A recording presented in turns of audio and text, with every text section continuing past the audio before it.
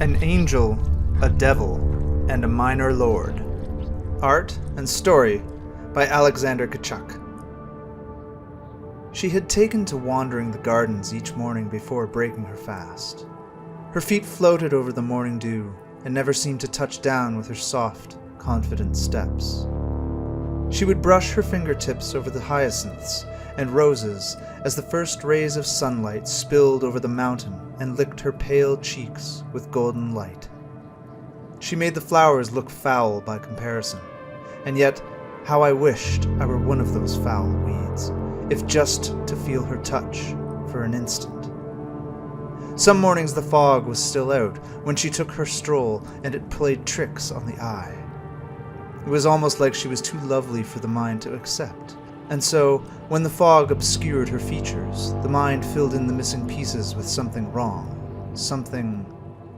A head cocked too far around, a smile that was inhumanly wide, an arm stretching a little too long. But if you blinked a few times and squinted through the fog, it would be gone, and you would see her, a beautiful angel, floating through the hyacinths and mist.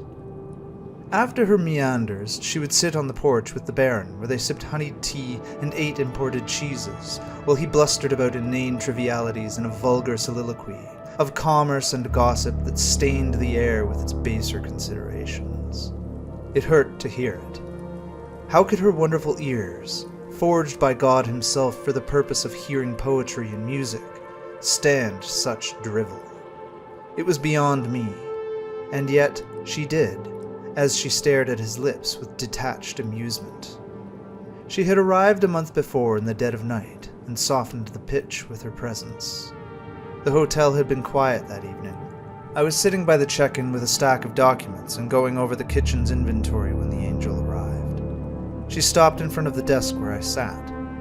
Every inch of her body was a perfect and unerring masterpiece, the likes of which could make even the greatest painter weep for want of the tools to capture that divine vision. I was mesmerized. Her eyes were glistening emeralds more vibrant than the jealous sun or moon could ever be. Her hair dropped to her shoulders in straight sheets like still water over a deep black pond. Waters so deep that you could lose your hand if you reached in perchance to touch the porcelain cheek beneath. My heart pounded as she looked over my worthless frame. "Would you like a room?" I heard myself ask. "Yes, we'll take two," said the Baron, whom I hadn't seen arrive. He stood in the doorway with 4 chests next to him. He eyed me up with a stern, dull look plastered on his face just above his carefully manicured beard.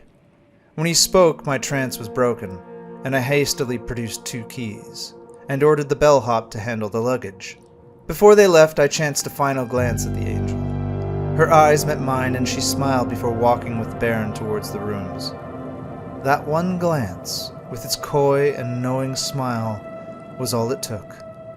I didn't sleep that night. Each time I closed my eyes, I saw her face, and when I opened them again, I felt lost and empty. In that brief moment, she'd managed to steal a part of myself, and in the quietude of my chamber, I could hear the echoing of that missing piece. In the morning, I hastened to be near her in any way I could. Each day, she and the Baron sat in the parlor, and each day I was able to find some chore near the tables to lap up the smallest traces of her warmth, and to steal glances when the moment permitted. The angel hardly spoke. I may have heard 10 words pass through her delicate lips, but the sound of her voice drifted ever through my mind, even if the words eluded me. The Baron was as loud as the angel was quiet, and through his blatherings I was able to piece together some of their history. He was a minor lord from the backwaters of Prussia who'd made foolish investments, for which he blamed every soul but himself.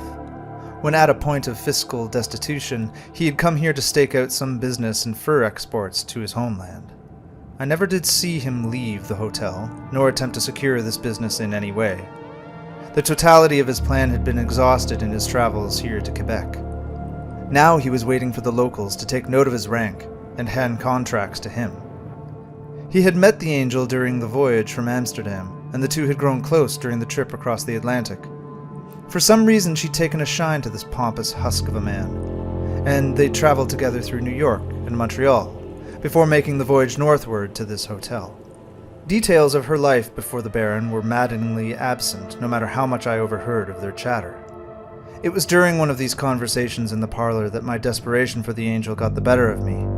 I went to the supply closet next to her room and, with an old hand drill, I bored into the wall.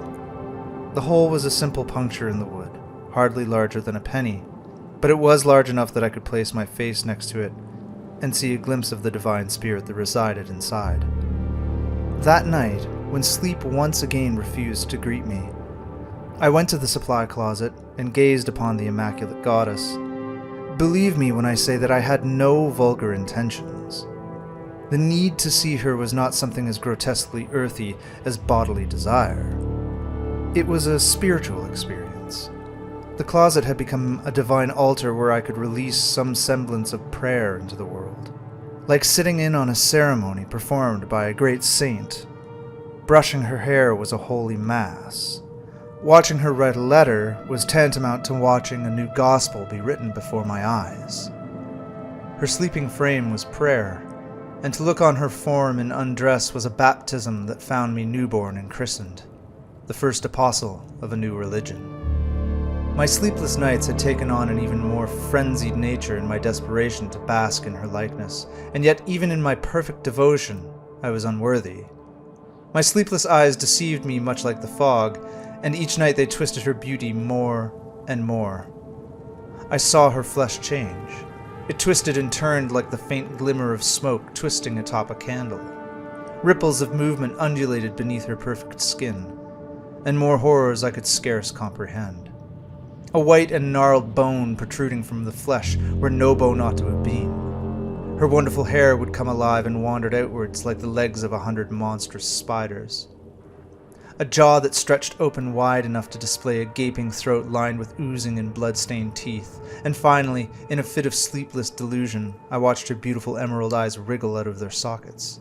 They pushed and dragged themselves outward by using the dangling optic nerve as a tail, like some sort of hellish worm with a round bulbous head. But if I looked away and returned my eye to the hole, she would return to the beautiful angel she had always been. It was at my point of greatest madness that the true horror came to pass. The Baron set out to the garden at first light, and when the angel arrived for her morning stroll, he dropped to one knee. The disdain I had for him raged with new passion as I watched him pull a small trinket from his coat pocket. How could she say yes? How could she not see the brutishness of this useless villain? I had murder in my heart, not for want to have the angel for myself, but for a need that he should never soil her, and so I decided to take action. I would bring the spare key from the front desk, I would sneak into his bedchambers in the dead of night, and I would bring a cleaver down on his damned throat. I made up my mind to do the foul deed on the morrow, and forced myself away from the altar to rest for the necessary crime. But sleep didn't reach me. I twisted and writhed, hoping for unconsciousness, but it never came, and as the clock struck 3, I relented to my urges and made my way towards the altar.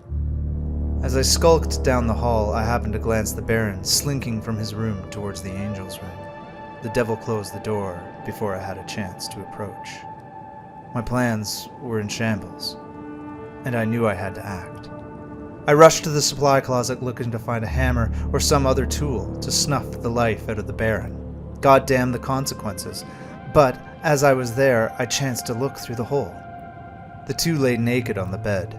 His putrid body was hideous next to her perfection, and I found myself paralyzed, watching the vile scene, his lips on her neck, and his hands greedily tracing the curves of her body, trying to touch every inch of her, trying to infect her with the filth that was his existence.